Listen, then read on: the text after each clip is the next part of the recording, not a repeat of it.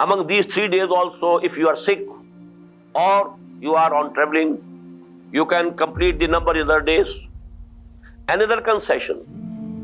Even if you don't keep a fast, feeding one poor man would take the place of that. That's fasting. But it is better for you to keep fasting, to have the fast. The spiritual gains that you have from fasting, you shouldn't deprive yourself of that. Now this persuasion, the mode of persuasion is itself telling that this was actually not for Ramadan. Now here for Ramadan, there is a clear injunction. You have to do it now. شهر رمضان الذي أنزل فيه القرآن هدى للناس وبينات من الهدى والفرقان فمن شهد منكم الشهر فليصم. Whosoever witnesses this month, he has to keep fasting on this throughout this month. It is imperative. There's no concession now except one. The conception about the sickness or traveling remains there. فَمَنْ كَانَ مَرِيضًا أَوْ عَلَى سَفَرٍ فَعِدَّةٌ مِنْ أَيَّامٍ أُخَرَ. That has been repeated. This repetition itself tells that these 2 ayat cannot be connected with one psalm of Ramadan. Why the repetition? This is telling that this repetition is self-evident. That the first 2 ayat are not concerning the psalm of Ramadan. That is for the preliminary injunction that was given to the Muslims. Keeping fast on 3 days every month. 13th, 14th, 15th of every lunar calendar. But here now, the month of Ramadan, it has been fixed. You have to complete the number. If you are sick or you are on travel, you can complete the number in other days. But you have to complete the number. There's no alternative, no concession regarding the number of the siyam.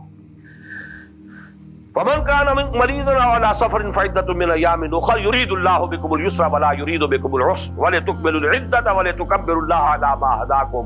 Allah subhanahu wa ta'ala, He wants for you ease, not difficulty. يُرِيدُ اللَّهُ بِكُمُ الْيُسْرَ وَلَا يُرِيدُ بِكُمُ الْعُسْرَ وَلِتُكْمِلُوا الْعِدَّةَ. But you have to complete the number. That concession is now gone. But note here, this is the wisdom of the Prophet ﷺ. He has kept that concession for such people who are very old. They can't bear the hardship of Sawm, and there is danger of death. Or people who are so sick, or whose sickness is of such a nature that there is no hope that they will recover. There are certain diseases about which the doctors say, now you have to live with it. You can't hope that you can recover from this disease. You have to live with it. And now these diseases may be of that type that if you go to fast, it might be a danger for your life. For these things, the Prophet ﷺ has maintained that concession. That concession was generalized concession for everybody before. But now after this ayah, this is not a generalized concession. But the Prophet has retained ﷺ this concession for such sick people, such old people who cannot bear the hardship of Sawm, of going to fast. So for that, if they feed one poor man, well, that will be just as virtuous as keeping the Sawm itself. There will be no difference. يُرِيدُ اللَّهُ بِكُمُ الْيُسْرَ وَلَا يُرِيدُ بِكُمُ الْعُسْرَ وَلِتُكْمِلُوا الْعِدَّةَ. But you have to complete the number now. وَلِتُكَبِّرُوا اللَّهَ عَلَى مَا هَدَاكُمْ.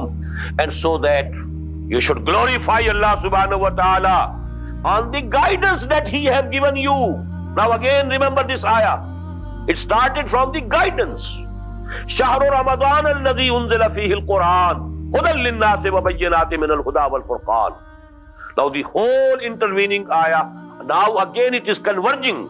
وَلِتُكَبِّرُوا اللَّهَ عَلَى مَا هَدَاكُمْ. The sole purpose of this psalm is that you should be able to glorify Allah subhanahu wa ta'ala on the guidance that He has given you. وَلَعَلَّكُمْ تَشْكُرُونَ.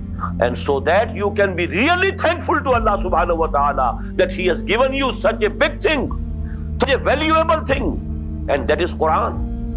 His own kalam, His guidance, His complete guidance.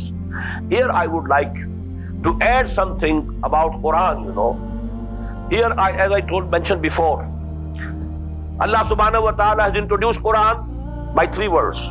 Hudan linnas, وَبَيِّنَاتٍ مِّنَ الْهُدَى وَالْفُرْقَانِ. The guidance in this world, which way to go, which way not to go, what to do, what not to do.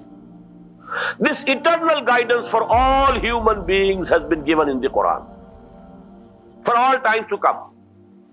Only you will have to ponder more.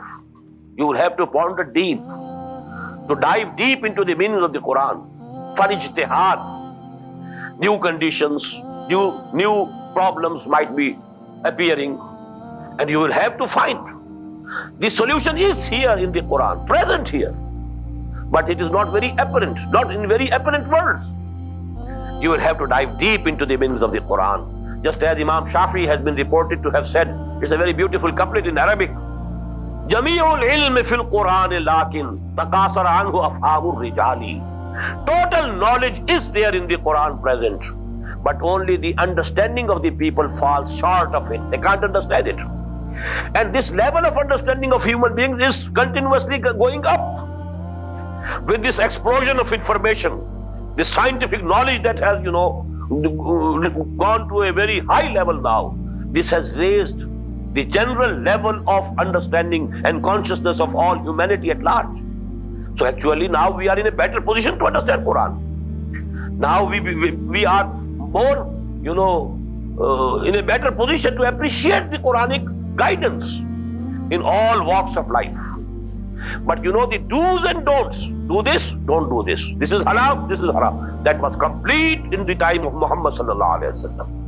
And we have to follow the practice of the Sunnah of Muhammad sallallahu alaihi wasallam regarding the do's and don'ts, halal and haram. And then we shall be able to infer for the new situations that arise if we have a deep understanding of the Quran. But now, 2 or 3 words of this Quranic introduction by Allah subhanahu wa ta'ala himself.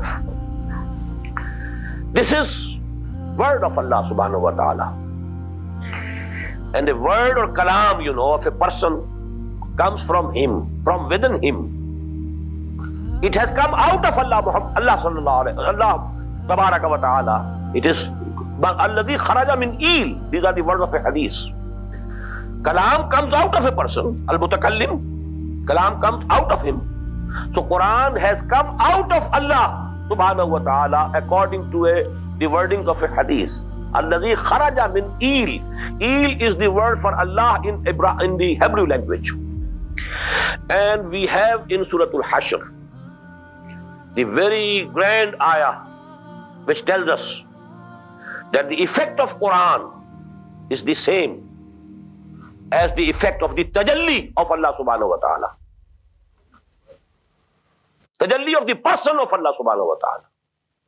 Because you must have read in Surah Al-Araf, Hazrat Musa alayhi salatu wassalam, he requested Allah subhanahu wa ta'ala, Rabbi arini anzur ilayk.